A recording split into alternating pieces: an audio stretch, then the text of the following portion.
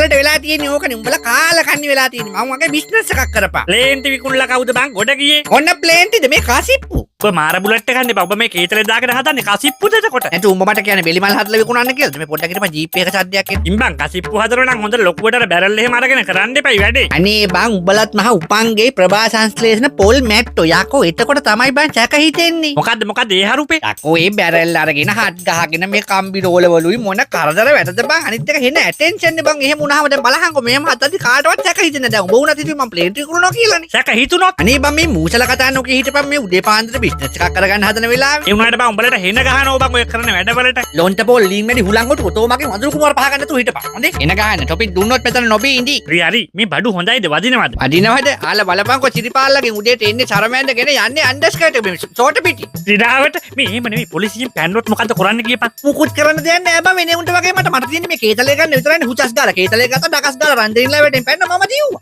media එක හොඳට share කරන්න කමෙන්ට් කරන්න